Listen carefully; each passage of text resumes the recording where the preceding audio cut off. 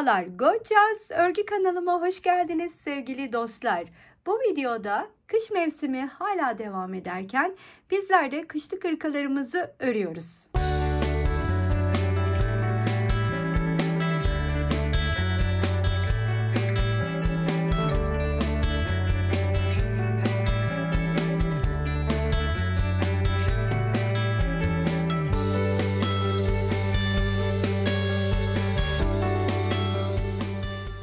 Hırkada farklı 3 grup ip kullanıyorum.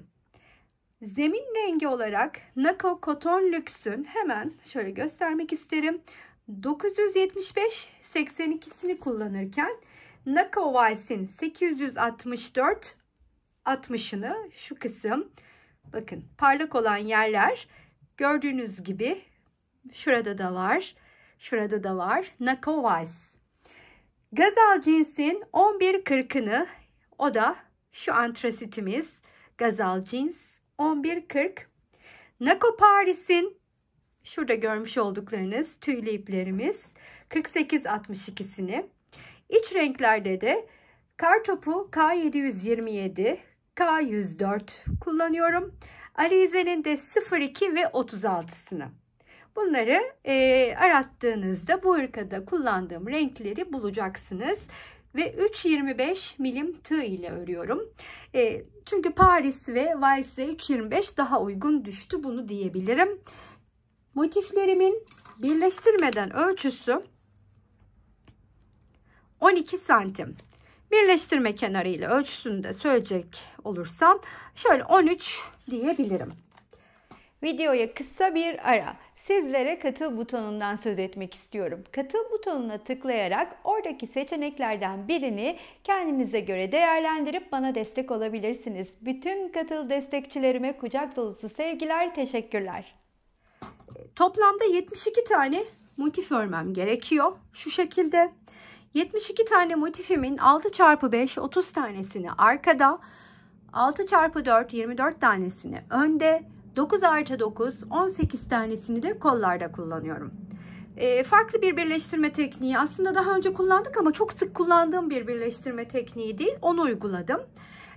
Arkayı 6x5 30 olarak hazırladım. Ben önleri de hazırladım.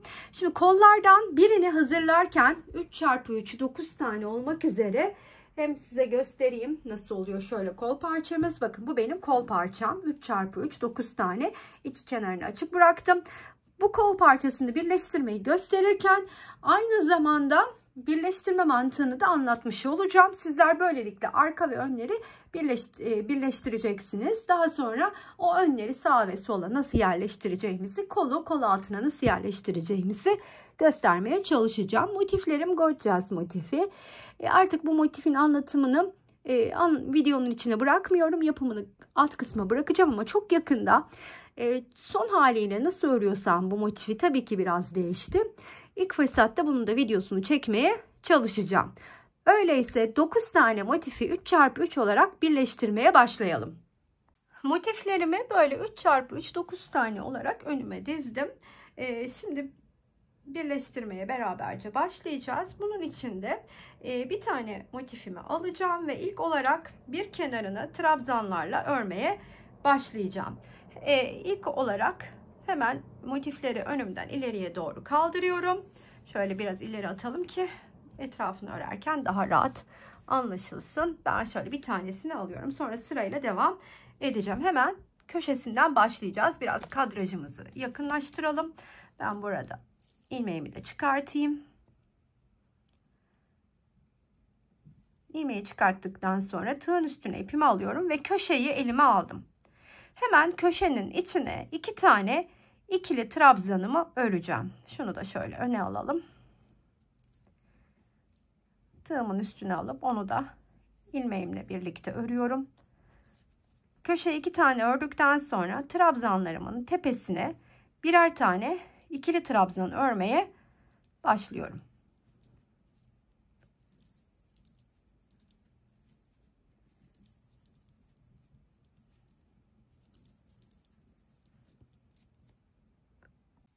Köşeye kadar ilerledim. Köşeye geldiğimde de ilk önce 2 tane ikili trabzanı örüyorum. Daha sonra 2 tane zincir çekip aynı boşluğun içine 2 tane ikili trabzan daha örüyorum. Ve bu kenarında sonuna kadar her bir trabzanın tepesine 2 tane ikili trabzan örmeye devam ediyorum.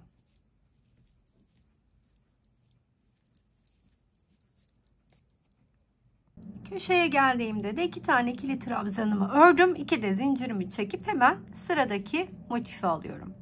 Sıradaki motifi aldığımda her iki motifin de ön yüzü bana bakarken aldığım motifin içine ilk önce bir tane ikili trabzan örüyorum. Daha sonra arka arkaya çevirip hemen diğer motifteki ikinci trabzanın şöyle bakın tepesinden batıyorum. Şöyle şunu da içine doğru bakın, şu kısmı da şöyle içine doğru döndürüp tığın üstüne ipimi alıyorum. Ve bu boşluğa gelip hemen bir ikili trabzan örüyorum. Buradan da geçirerek. Şimdi hemen yine yandaki trabzanın tepesine arkadan batıyorum. Tığın üstüne ipimi alıyorum. Buradaki boşluğa trabzanın tepesine gelip ördükten sonra hemen sıradaki trabzana arkadan tepesine batıyorum ve yeni motifimdeki trabzana batıp ikili trabzanımı örüyorum. Sonuna kadar, o köşeye kadar bu şekilde örmeye devam edeceğim.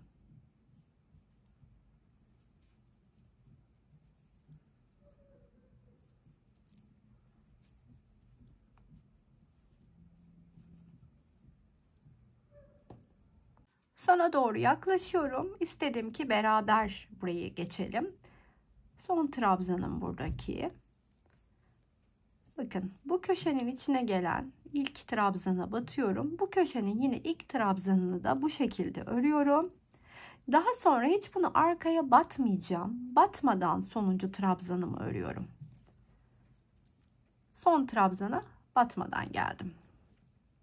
Daha sonra bir zincir çekip şu köşe boşluğuna batıyorum arkadan ve içinden ilmeğimi çıkarttıktan sonra bir zincir daha çekiyorum ve tığın üstüne ipimi alıp bu köşenin diğer ikili trabzanını örüyorum.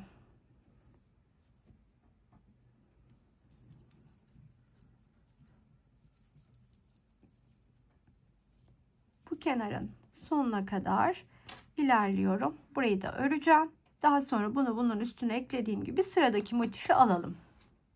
İkisini üst üste ekledikten sonra üçüncüyü aldığımda da yine aslında bunu bunun üstüne eklediğim gibi eklemeye başlıyorum. 2 zincirimi çektim. Tığımın üstüne ipimi aldım. Yeni motifin ön yüzü bana bakarken köşesine batıp bir ikili trabzan ördüm. Daha sonra arka arkaya döndürüp buradaki ikinci trabzanın bakın hemen buradaki ikinci trabzanın şöyle tepesinden batıyorum. Battıktan sonra döndürürken şu kısmını da içe doğru attırıp tığımın üstüne ipimi alıyorum ve bir ikili trabzan ördüm. Köşedeyi tamamladım. Şimdi tekrar sıradakine arkadan batıp tığımın üstüne ipimi alıyorum ve trabzanımın üstüne bir ikili trabzan örüyorum. Köşeye kadar bu şekilde birleştirmeye devam edeceğim. Buranın anlaşıldığını tahmin ediyorum. Şöyle göstermek isterim. Bu ikisini birleştirdikten sonra bu kenarı ve bu kenarı örüp buraya kadar gelelim. Buradaki geçişi beraber yapalım. Sözünü ettiğim kısma kadar ilerledim, geldim. Şimdi buradaki geçişi birlikte yapalım. Burada son trabzanın üstüne bir adet ikili trabzan ördükten sonra tığımın üstüne ipimi alıp bu köşenin içine bir ikili grubu daha örüyorum. Daha sonra bir zincir çekip şu ikisinin arasında oluşan minik boşluğa batıyorum. İçinden ilmeğimi çıkartıp tığımdaki ilmekten de çıkartıyorum. Yeniden bir zincir çekip bu defa bu köşenin içine diğer ikili grubumu örüyorum ikili trabzanlar ile. Daha sonra aynen kenarların sonuna kadar aynı mantıkla örmeye devam edeceğim. Yani buraya kadar ve üstüne diğer motifi ve yanına da diğer motifi eklemeyi gördüğümüzde artık birleştirme mantığını da çözmüş olacağız. 3 motifi birbirine ekledikten sonra sıradaki motifi alıyorum. Şimdi yine aynen onu da ön yüzü bana bakarken köşesine bir tane ikili trabzanı yapıp ikinciyi yaparken hemen şöyle sırt sırta verdiriyorum ve ikincinin şöyle bakın ikincinin içine batıp şunu da ne yapıyorduk? Öne doğru alıyorum ve ikinciyi ördükten sonra da sonuna kadar aynı göstermiş olduğum birleştirme tekniğiyle devam ediyorum. Şu kısma birleşene kadar ilerleyelim. O köşeye kadar geldim. Şimdi buradaki trabzanın içinden yine geçirdikten sonra köşenin ilk trabzanını örüyorum. İkincisini örerken hiçbir yere batmadım. Burada bir zincir çekiyorum ve bu ikisinin birleştiği şuradaki ortak yer var. Oraya batıp ilmeğimi içinden geçirirken tığdaki ilmekten de çıkartıyorum. Ve bir zincir çektikten sonra normal örmeye devam ediyorum. Tabii ki kenarın sonuna kadar. Kenarın sonuna kadar geldikten sonra da diğer motifi alıyorum. Bakın bu motifi de buraya yerleştirdiğimizde zaten artık 4 motifi bir arada yerleştirmeyi görmüş olacağız. Böylelikle istediğimiz kadar sayıdaki motifi de birleştirebiliyor olacağız. Yine aynı mantıkla hemen önüme aldığımda her iki motifin de önü bana bakarken ilk motifin köşesinin içine bir tane ikili trabzanımı örüyorum.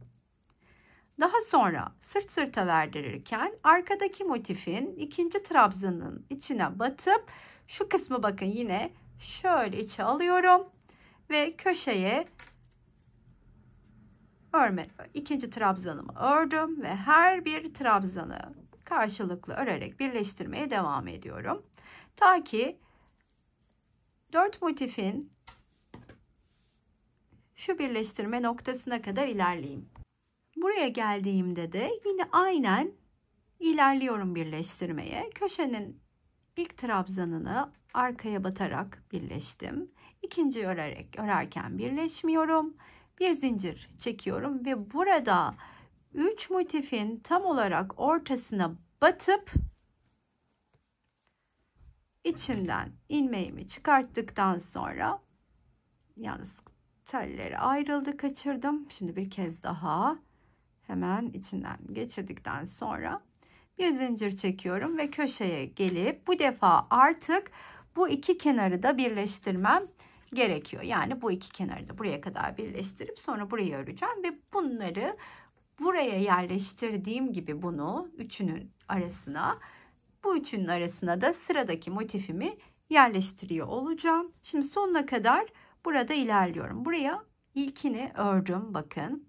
İlkini ördükten sonra burada ikincinin hemen arkasından batıp tığımın üstüne ipimi alıyorum ve birleşmeye başlıyorum karşılıklı. Sonuna kadar bu şekilde ilerleyelim. Bitişi yine birlikte yapalım. Trabzanın tepesindeyim. Şimdi köşedeki ilk trabzanı yaparken de buradan batıyorum. Ama ikinciyi yaparken arka tarafla birleşmeden burada ördükten sonra bir zincirimi çekip bu ikisinin birleştiği noktadan ilmeğimi çıkardıktan sonra bir zincir çekiyorum ve bu kenarın sonuna kadar ilerleyip trabzanlarla sıradaki motifi ekleyeceğim. Şimdi buraya kadar dikkatle izleyen herkes birleştirme tekniğini de kavramış olacak. Rahatlıkla istedikleri kadar motifi, mesela arkası neydi? 6 çarpı 5. Şu kadar kısmı kavrayan kişi 6 çarpı 5 30 tane motifi rahatlıkla birleştirecektir. Ben şimdi kol motifimizde bundan sonrasını aynı mantıkla devam ederek birleştireceğim. Daha sonra ön iki parçayı nasıl ilerliyoruz onu göstereceğim ve yerlerine yerleştireceğiz. 9 tane motifi bu şekilde yerleştirdim.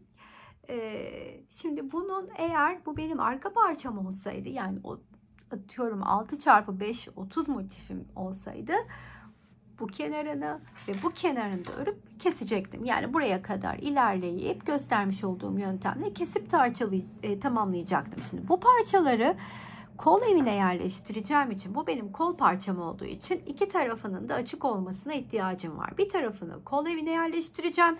Diğer tarafını örerken de yan tarafla birleşip kolun formunu vereceğim. Öyleyse beden birleştirmesine yavaştan başlayabiliriz. Birleştirmiş olduğum 6x5 arka parçayı arka yüzünü çevirerek, yani bu şekilde önüme alıyorum. Daha sonra sağdaki ve soldaki parçayı da alıp, şimdi bakınız, bu benim önüme yatırdığımda sağ taraftaki parçam. Diğeri ise yine önüme yatırdığımda sol taraftaki parçam. Aradaki fark nedir? Hemen şimdi size onu izah edeceğim.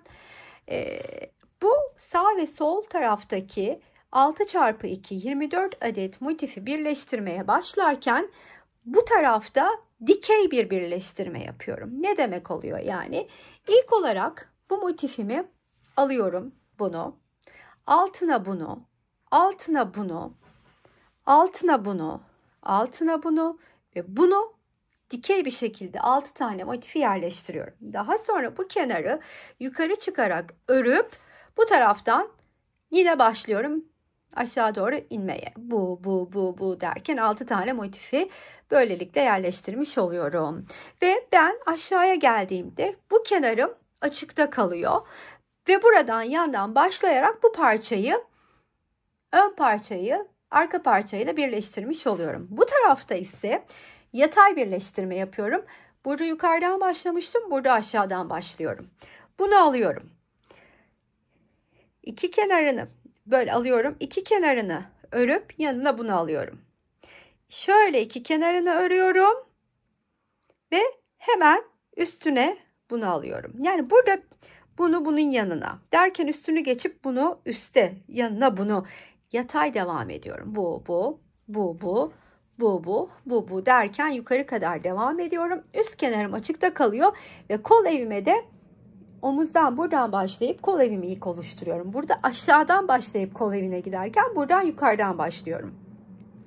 Burada kol evimi oluşturacağım alan tam olarak üstten ikinci motif. Bu ikinci motifi arkadan sayarak, örülmüş taraftan sayarak ya da şöyle yapabiliriz. Bakınız, bu tam bizim üçlü ortadaki motifimiz. Biraz yaklaşalım. Şu tam ortadaki motif. Bundan böyle yukarı doğru geliyorum. Hop, benim tam orta noktam burası. Buldum. Orta noktamın olduğu yere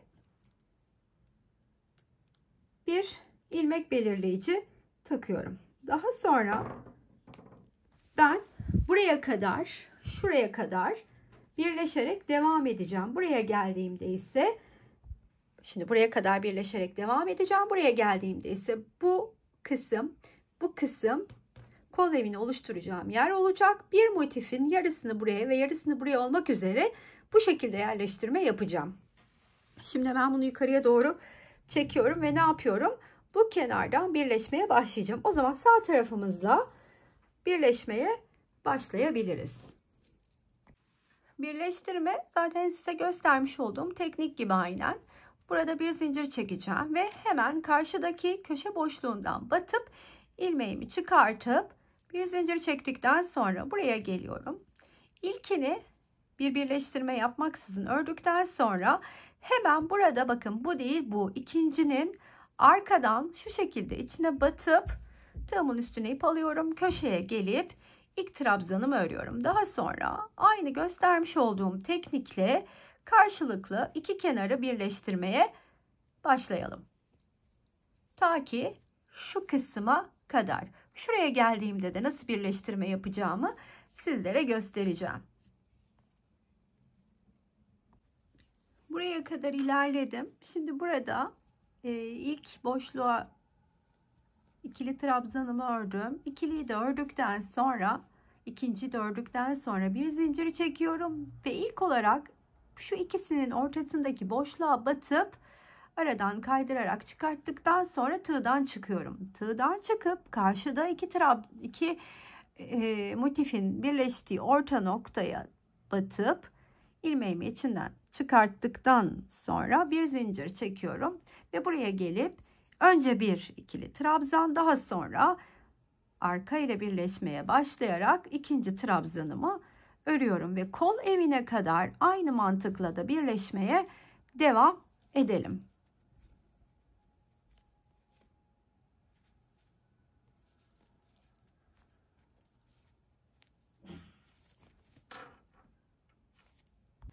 Aşağıdan kol altı kısmına kadar geldim. Şimdi burada biliyorsunuz ilmek belirleyici ile belirlemiştim.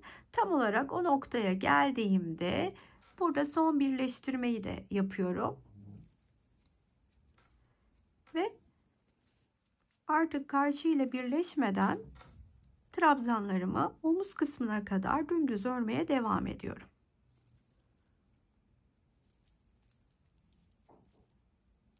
Buraya geldiğimde ne yapıyorduk? Birleştirmede gösterdiğim gibi 2 tane ikili trabzanımı boşluğun içine örüp bir zincir çekip buraya batacağım. Tekrar bir zincir çektikten sonra buraya 2 tane ikili trabzanımı öreceğim. Üst kısma kadar ilerleyelim.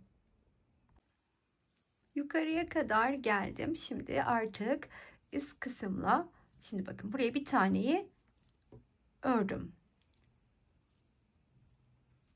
İkinciyi de örüyorum. Bir zincirimi çekiyorum ve karşıda köşeyi bulup içinden ilmeğimi çıkartıyorum. Daha sonra bir zincir çekip buradaki boşluğa geliyorum. Bir tane ikili trabzanımı ördükten sonra göstermiş olduğum teknikle birleştirmeye devam ediyorum.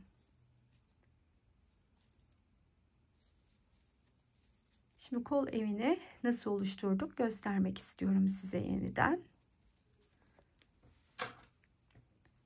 Şimdi buna ihtiyacımız da kalmadı. Diğer tarafa takacağız. Şurası tam olarak benim bir motifimi ekleyeceğim yer. Bir motif burası, bir motif burası. 3 motifli kol evim hazır. Burayı sonuna kadar birleştireyim.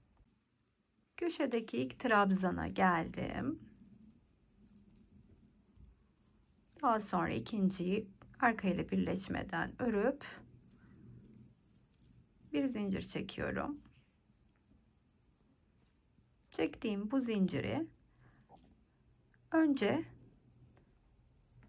şu arkadaki birleştikleri noktaya batıp içinden geçiriyorum. Bir zincir daha çekip buradaki ilk örmüş olduğum trabzanın tepesine batıp kaydırarak çıkartıyorum.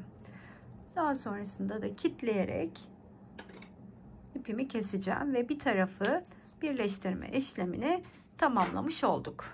Bu tarafı ise dediğim gibi omuz kısmındaki ilk olarak burayı birleştirerek başlayacağım. Daha sonra bu iki motifin bu kısmını da örmeyeceğim. Bunu da yarısına kadar karşıyla birleşmeden örüp buradan itibaren birleştirmeye başlayacağım. Böylelikle kol evini oluşturmuş olacağız. Hemen üst tarafla birleşip nasıl devam edeceğimizi görelim. Burada ilmeğimi çıkarmıştım. Zaten bir de zincirimi çekmiştim. Hemen şöyle yaklaştırayım da buradaki birleştikleri noktanın tam ortasına batıp ilmeği içinden geçirdikten sonra üst iki kenarımı örmeye başlıyorum. Burada bir zincirimi çekeyim. İlkini birleşmeden, daha sonra ise artık göstermiş olduğum teknikle birleşelim.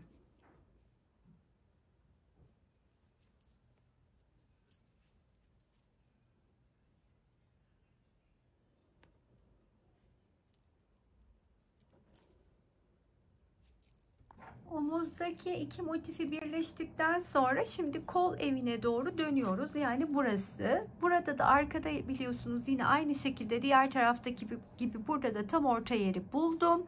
Ve orayla birleşeceğim yere kadar artık burayı da döndükten sonra son birleştiğim yer burası.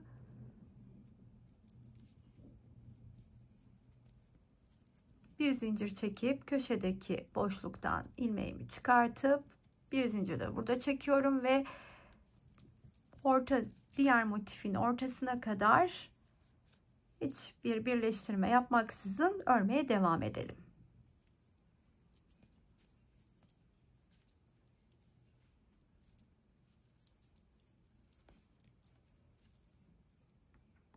Tam ortasına kadar ördüm. Bakın tam ortası çok net belli zaten. Buradaki ortadaki iki trabzanın bitişi.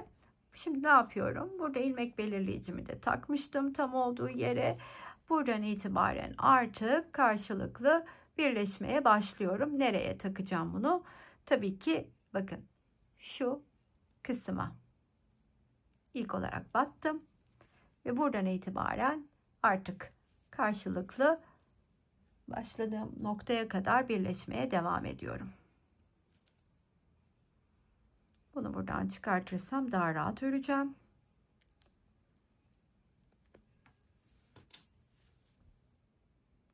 Göstermiş olduğum yöntemle devam edelim.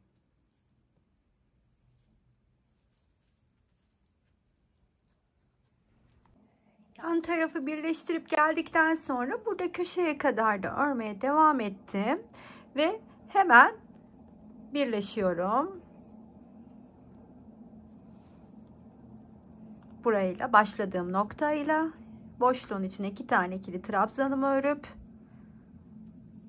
şimdi buradan etrafını örmeye aslında başlayabiliriz ama ben her zaman kol altından devam etmeyi tercih ediyorum.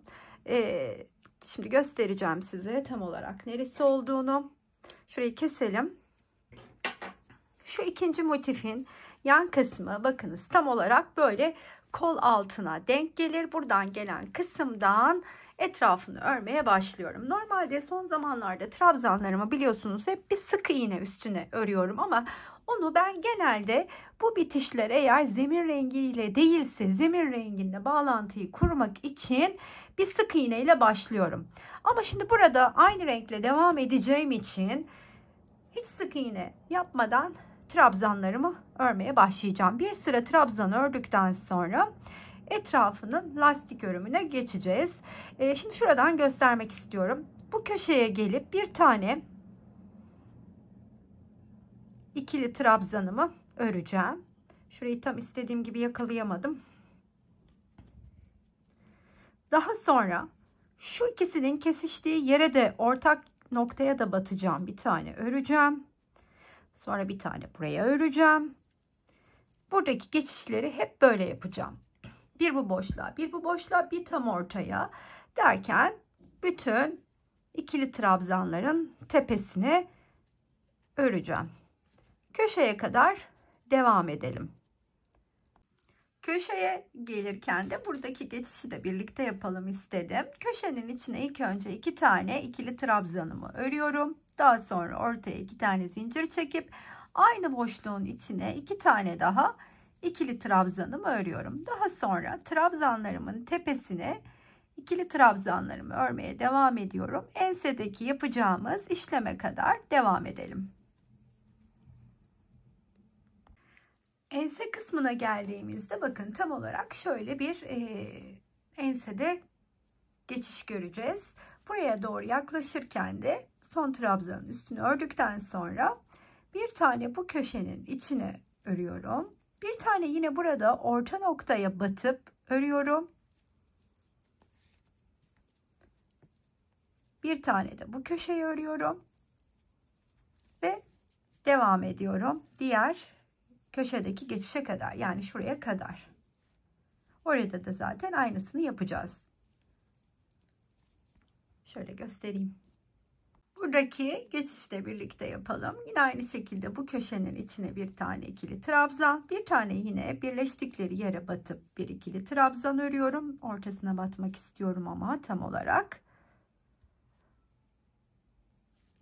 Sonra diğer köşenin içine bir ikili trabzan örüp başladığım noktaya kadar aynen devam ediyorum. Daha sonra bir üstte de birlikte çıkalım.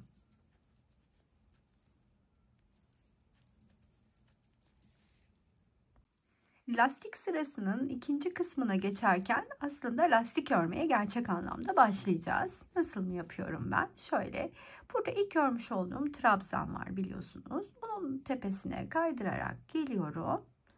Şöyle yükselip etrafında döndürüp tığımın üstüne alıyorum.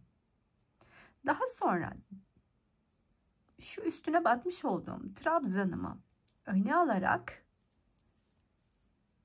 bir üste çıkıp lastik örmeye de başlamış oluyorum. Burada öne aldığım için bir sonrakinde hemen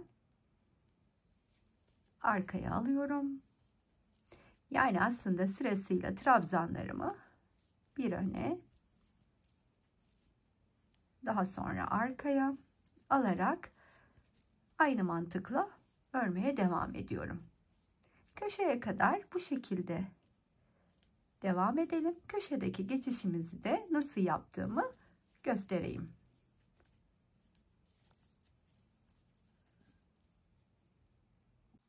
Köşeye kadar ilerledim. Sırasıyla bir öne bir arkaya alarak köşeye geldiğimde ise 2 tane ikili trabzanımı örüyorum. 2 de zincirimi çekip aynı boşluğun içine 2 tane daha ikili trabzanımı ördükten sonra yine trabzanımı öne alarak bu tarafında lastik örümüne geçiyorum.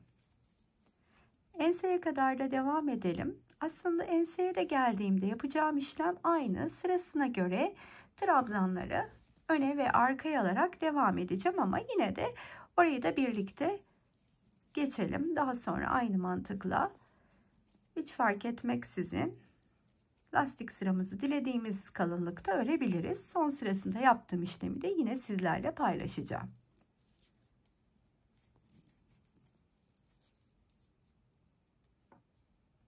Enseye yaklaştığımda bakın tam olarak şurası hiçbir farkı yok. Dediğim gibi herhangi bir işlem yapmadan sırası geldiği gibi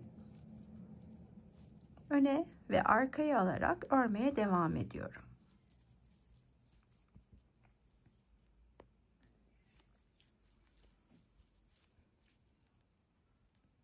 Bu şekilde diğer tarafı da geçeceğim. Başladığım noktaya kadar aynı mantıkla örüp bir üst sıraya geçelim.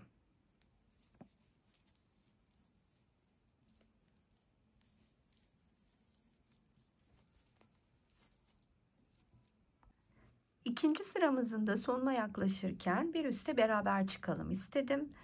Sırasıyla trabzanlarımı örmeye devam ettim.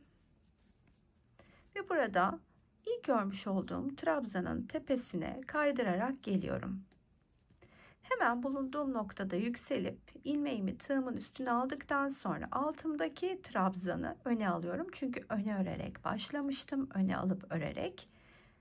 Burada da aynı işlemi yapıp sırasıyla trabzanlarımı örmeye devam ediyorum. Köşeye kadar ilerleyeyim. Köşedeki geçişi de nasıl yaptığımı göstereyim. Bundan sonra artık dilediğiniz sırayı dilediğiniz kadar örebilirsiniz. Mantık hep aynı, farklı hiçbir şey yok. Son sırasında yapacağım tekniği de birlikte yapıp etrafının lastiğini tamamlar. Kollarının kol evine yerleşmesine geçeriz. Köşeye yaklaşırken birlikte geçelim istedim. Sırasıyla yine trabzanlarımı örüyorum. Ön, arka. Şimdi köşeye geldiğimde 2 tane ikili trabzanımı örüyorum. 2 de zincirimi çekip aynı boşluğun içine 2 tane daha ikili trabzanımı örüyorum.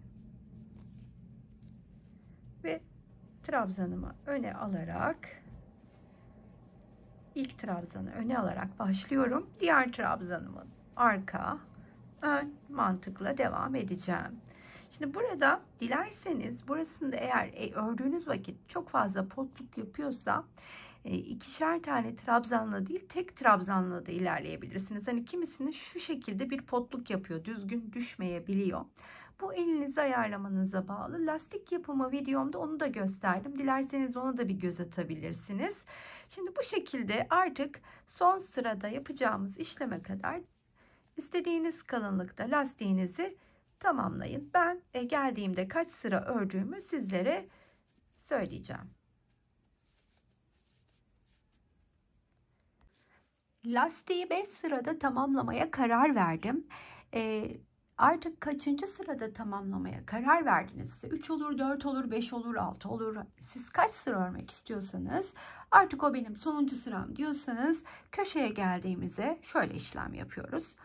Aynen devam ediyorum sonuna kadar. Önden ve arkadan alarak örmeye ve son lastik sıramda köşeye geldiğimde bir ikili trabzan örüyorum. Sadece bir tane örüyorum. Daha sonra bir zincir çekip boşluğa ikinci trabzanı örüyorum. Sonrasında da trabzanları yine önden almaya başlayarak ön ve arka olmak şeklinde sırasıyla örüyorum. Başladığım noktaya kadar. Sonra bir üst sıraya çıkalım ve nasıl bir teknikle tamamlayacağımı görelim.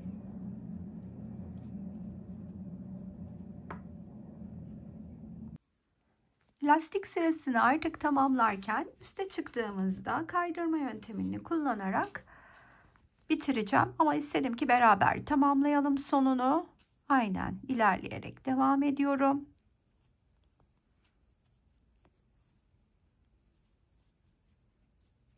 Ve buradaki ilk trabzanın tepesine kaydırarak şu şekilde geliyorum ve hemen yan taraftaki trabzanın bana bakan iç kısmına şu şekilde batıp kaydırarak içinden çıkartıyorum.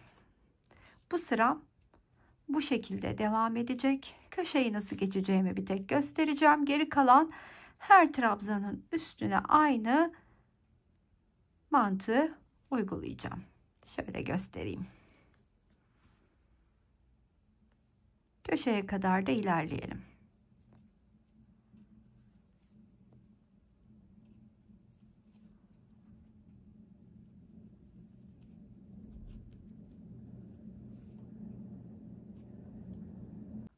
Burada köşedeyiz şu anda. Köşeye kadar aynı mantıkla ilerliyorum. Köşenin içine geldiğimde ise 1 2 sık iğne örüp buradan yine aynı mantıkla ilerlemeye devam ediyorum. Başladığım noktaya kadar.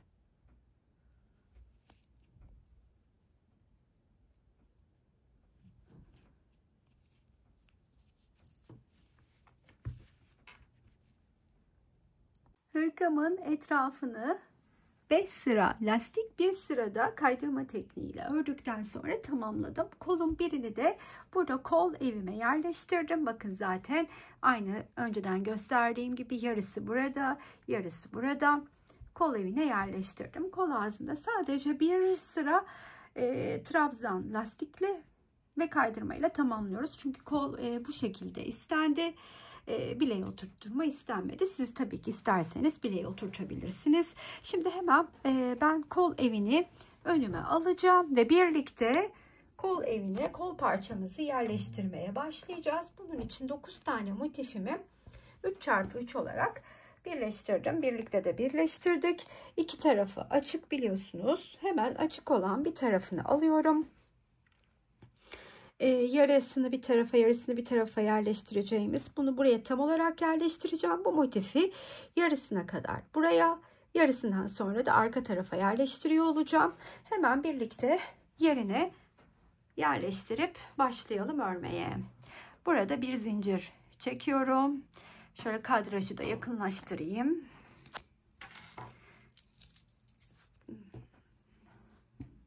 Şimdi burada her iki motifin tam ortasına batıp ilmeğimi içinden çıkartıyorum. Daha sonra bir zincir çekiyorum ve hemen buradaki, pardon, şuradaki katı ayırmışım, düzgün olsun. düzgün çıkartayım.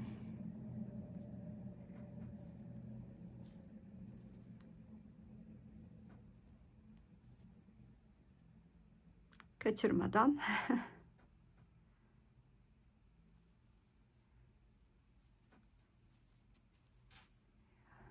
Köşenin içine gelip bir tane ikili trabzanımı ördüm.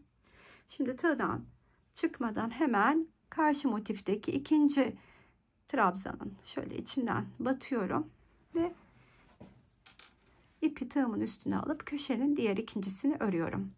Tekrar trabzanı arkadan batıp aynı göstermiş olduğum teknikle karşılıklı motifi kol evine yerleştirmeye başlayalım.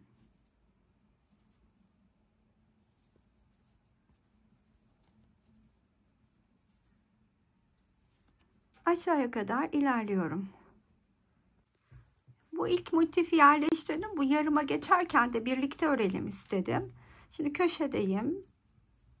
Ne yapıyordum burada? Bir zincir çekip hemen şu orta noktaya batıp ilmeğimi çıkarttıktan sonra arkadaki iki motifin birleştiği yerden ilmeğimi çıkartıyorum. Bir zincir çekiyorum ve hemen köşeye gelip bir ikili trabzanımı örüyorum.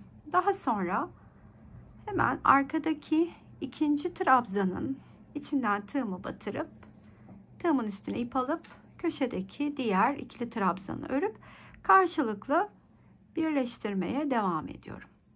Bakınız şimdi birleşeceğim yer tam olarak şuraya kadarki kısım. Çünkü şuraya kadarki kısım tam olarak benim motifimin ortası.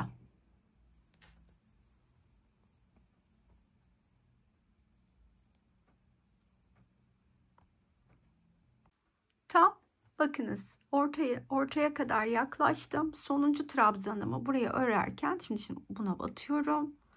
Hemen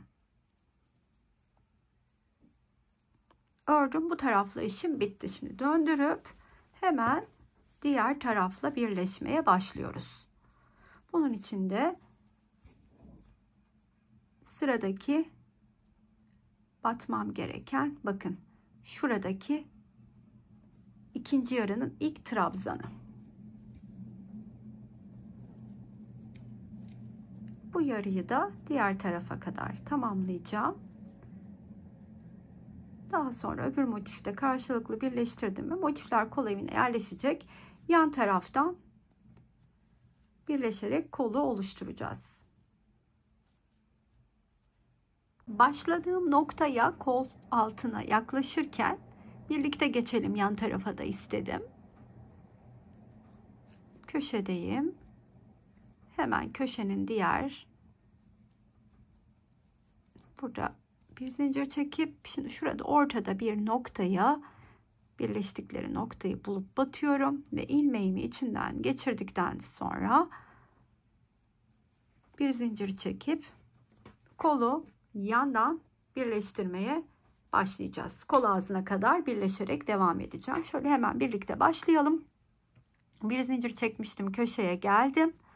Daha sonra buradaki ikinci trabzana batıp burada da ikinci trabzanımı örüyorum. Sırasıyla karşıya batıyorum. Buraya gelip trabzanımı örerek kol ağzına kadar ilerleyelim ve kol ağzındaki tamamlamayı da birlikte yapalım.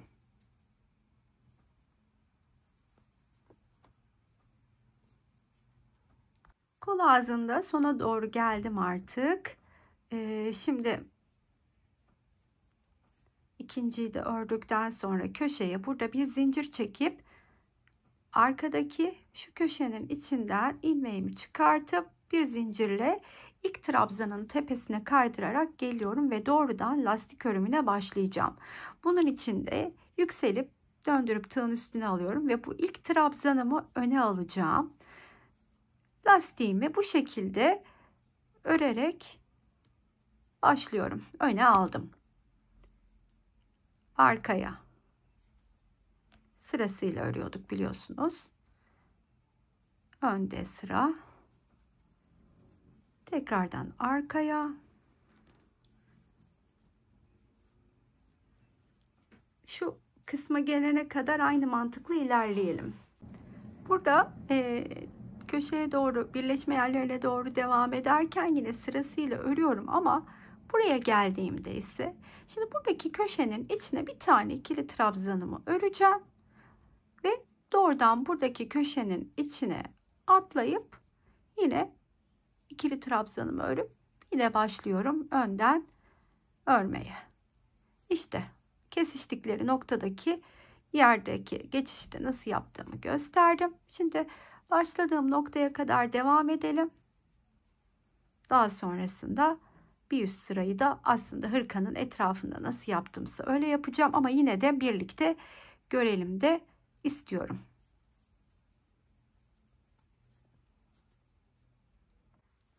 Kolda da bu sıranın sonuna geldim. İstedim ki yukarıda birlikte çıkalım. Nasıl ilerliyorum? Şimdi burada örmediğim köşelerim var. Onların içine biliyorsunuz ikili trabzanlarımı öreceğim. Buradaki köşeye de ikili trabzanımı örüyorum. Daha sonra buradaki ilk örmüş olduğum trabzanın tepesine gelip kaydırarak battım. Ve aynı etrafında ördüğüm gibi her bir ikili trabzanın bana bakan kısmından şu şekilde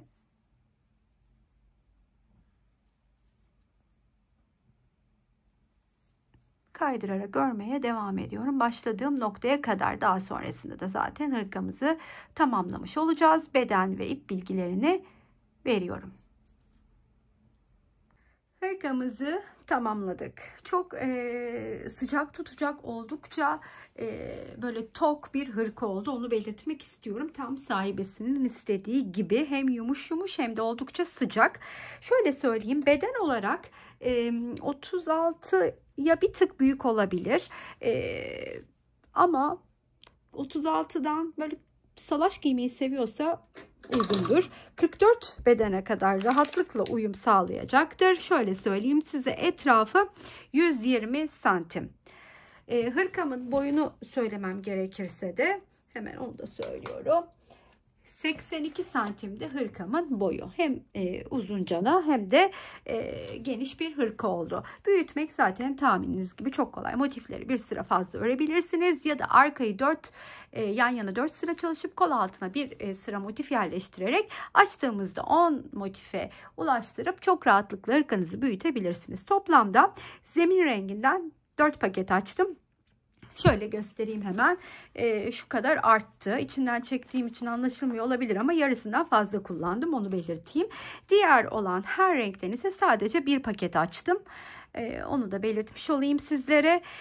Buraya kadar izleyen herkese tabii ki her zaman olduğu gibi çok teşekkür ediyorum. Ancak beğeni ve yorumlarınızı esirgemezseniz, beni desteklerseniz çok ama çok mutlu olurum. Tabii ki sizlerden kalbinizi istemeyi unutmayacağım. Sıradaki videolarda görüşmek üzere. Hoşça kalın arkadaşlar.